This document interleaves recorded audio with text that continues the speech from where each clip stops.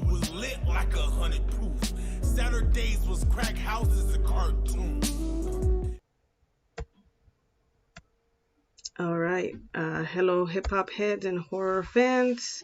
This is your host, 7 Octobers, here with another episode of Nightmare Cinema, Season 1, Episode 10.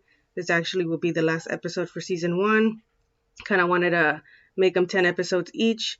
So this is a special episode for like the finale. I have a special guest here, Noah James. I just played the intro track, The Flood, Majin Vegeta, if I'm not mistaken. Hopefully I'm pronouncing it right, from his latest album, Dirty Gospel. Really dope album. Go check it out. So without further ado, I'll bring on this dope MC from the Inland Empire, also founder of Brick to Your Face. Here's Noah. Hey, Noah, how you doing? Hey, I'm good. How you doing? Good, good. Thank you so much for coming on board. I know you said you're a fan of like vampire flicks and all that stuff. So, what better film to do than Queen of the Damned? And I'm actually sporting a cool ass shirt I bought from Spectral Youth. So shout out to them. But yeah, like Or this is a dope movie. I know you said it's one of your favorites too, right? yeah, one of my favorites, man. When it first came out, I was like, "Yo, what is this?" I Like, know, I right? never seen a vampire movie like that. It was such modernized, and it had Aaliyah in it, and it had like Yeah, dope history of vampires. So it was like yeah, it had exactly. everything that I like. Yeah, and it was weird to see also like a black like villain and a vampire, which she's kind of like a protagonist even though she's a villain. But it was kind of like you said, it was Yeah, like more of a modernized vampire flick for the time that it came out. So it was pretty dope. So usually I'll give a little short premise of what the film is about for those that haven't seen it. Usually it'll be like the younger cats because a lot of people our age probably have already seen it. But the movie came out in 2002. It stars Aaliyah, as mentioned, rest in peace. It was actually her last film she did before she passed away. mhm. Stuart Townsend, Marguerite Moreau, I believe is how you pronounce her name. So, kind of the main premise to tell people, it's based on an Anne Rice novel. It's kind of like a series because it's actually a loosely based sequel to An Interview with the Vampire that starred Tom Cruise um, and Brad Pitt.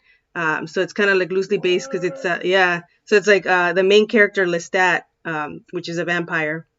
An Interview with a Vampire, he actually tells his story a little bit there as well. And then this is kind of like a sequel to it, but like I said, it's loosely based because some of the timelines kind of don't coincide. But I thought that was pretty cool. The only thing I was laughing about when I was doing research is that Anne Rice, the author of the actual book, she's not really a big fan of this movie. I'm not sure why. So, I mean, you can't ever please anybody. I think Stephen King has a few films too that are based on his books, and he's not a fan of them. But yeah, so pretty much the story goes, Vampire Lestat is the main character. He's kind of depressed because he's immortal, but he's kind of living a lonely type of life. So he ends up just going into like a deep sleep type of thing, and then he finally wakes up and decides to become like some rock star in this like modern era. And he doesn't want to do the whole like, oh, I want to hide behind the shadows type of thing. So he's like, fuck it, I'm just gonna let everybody know I'm a vampire. I don't care. And then he comes across Queen Akasha, which we kind of go in a little bit, but pretty much he Mhm. finds her that she's the mother of all vampires. He kind of becomes obsessed with her because he actually tastes her blood. It's pretty addicting, and awakens her with his music type of stuff. So to get into it, Noah, what do you love about this film in particular? You know, it's tight. When he woke up, he said he's becoming a new god, right? Yeah, And he's talking about music, like musicians, artists. yeah, Like that was one of the dope like symbols I like in the beginning. You yeah, know, like this music woke him up. This hmm, energy, this youthful, this rebellious energy yeah, woke him up. And at that time, you know, you got hip hop, you got corn. hmm, Jonathan Davis scored this movie. You know what I mean? So it was tight in the beginning like that. Then the story just started getting deep. yeah, You know, like how he became a vampire and who he met, and Yeah. even Akasha, like she's the mother, Mhm. She was like Magneto to me. She just want good. She just want the best for her people. Yeah. Yeah. She like Magneto, like, we can walk in this sun. We just got to get rid of some humans. We're already doing that. Yeah. Let's Yeah. speed up the process.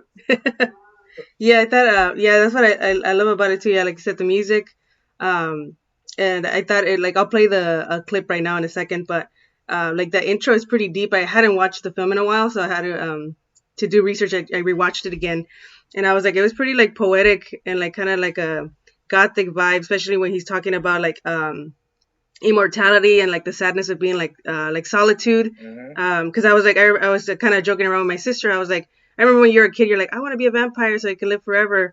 But then like as you get an adult, you're like, damn, like life is hard. Like why would you want to live forever? And like it's kind of depressing.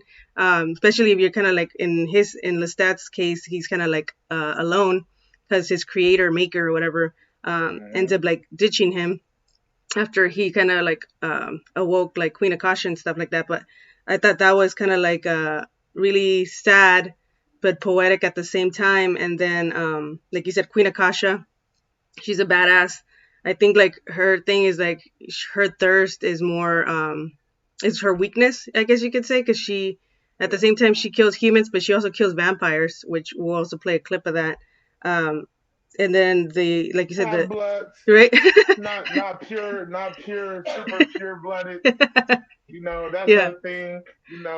That was tight to see that. Like, yeah, if you're not for the cause and yeah, you're just here for solely destruction, yeah, you're just hearing this bar doing this. You're not. No, you're not. We're not messing with you. yeah, We're here to take over and walk in the sun. yeah. Yeah, she's pretty Y'all trying to badass. kill my man. That was like, like y'all trying to kill my man and burn him while he's on stage. Is that what you gonna do? Yeah, she's super powerful. She like just burns the shit out of them and tears her heart out and shit. So that was kind of dope. Dance. And like you said, the soundtrack is amazing as well. Not too much on like heavy metal, but I love like Deftones. I've seen them live before. They have a track on Mm-hmm. there as well. And then like you said, Jonathan Davis from Korn actually does the vocals for Lestat in the film, which Mm-hmm. I read on that. And then the whole Egyptian too, the Egyptian mythology too of like Queen Akasha, they're like gods pretty much, vampires and stuff like that. So I thought that was pretty cool. And the set too, like Love it. the cinematography and everything. I don't know if you remember like Ooh. that Aunt Mahoret's house or whatever. I guess they Uh-huh. based it on I think they said like somewhere like in Cambodia or I forgot where it was. They based like the architecture, which was pretty cool. The even where Akasha was at in the basement, Yeah. how they had that all set up like a temple, like somewhere in the Mhm. pyramids. It was Yes. like it was really a lot of things I loved about it. Like even there was a shot where her and Lestat just met up. He drank her blood. They went back to that house, Mhm. and you see all the bodies on the beach. Oh yeah. You see all of them bodies on the beach, and she just chilling, looking over them in the sun.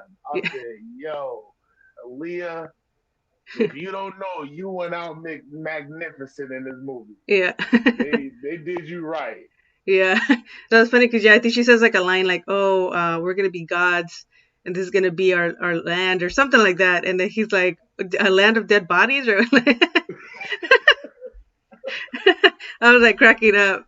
Uh, Oh man, that's my scene, man. yeah, like you said, I think Lestat too. Like you said, music plays a big role in this film, which is Hmm. pretty dope. Like I thought it was pretty sad when he first gets turned into a vampire by Marcus, and they go and like like the beach or whatever, and they have these gypsies playing, I think like violins or something, and Lestat is like a violin player, so he ends up playing, but he ends up like playing super fast because he's like a vampire, so they end up knowing, oh shit, he's a vampire, and then kind of Marcus kind of sets him into reality, like, hey, they can't know who we are, you're gonna have Yeah. to kill them.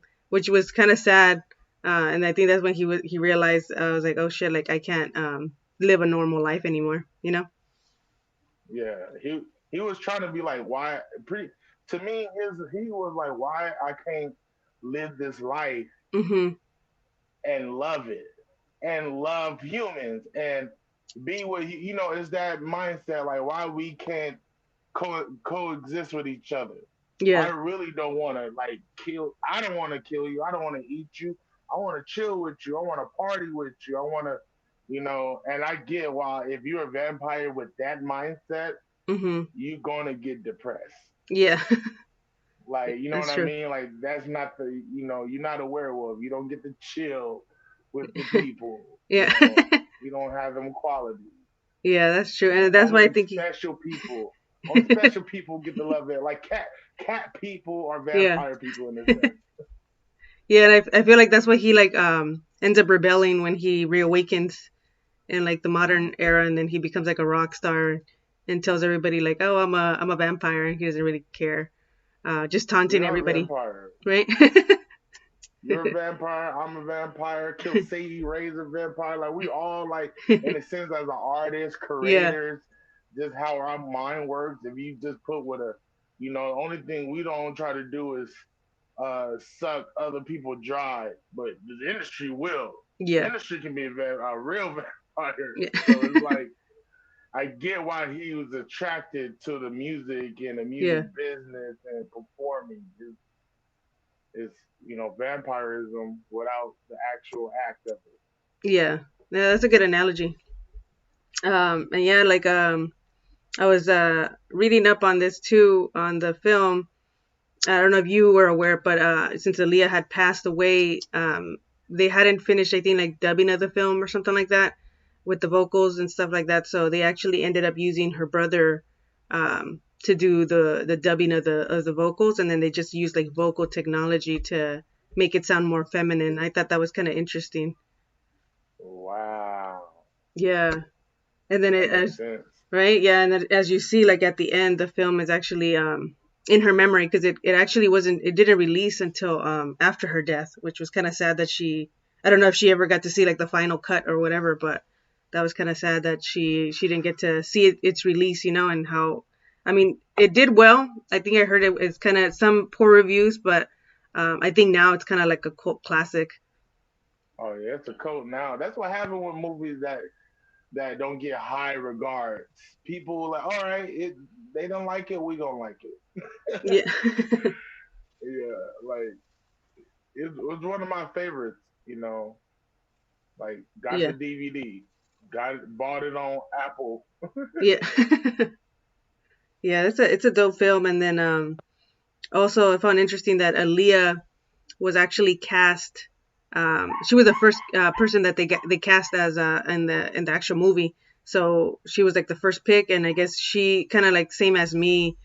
She was fascinated with like the Egyptian mythology and like vampire like horror fiction. So I guess it was like kind of like a dream come true for her to be able to play this Oh role. dang, Yeah. So that's pretty that's dope. wild. Yeah. That's alignment. Yeah. Right. Yeah. And That's alignment. That's scary.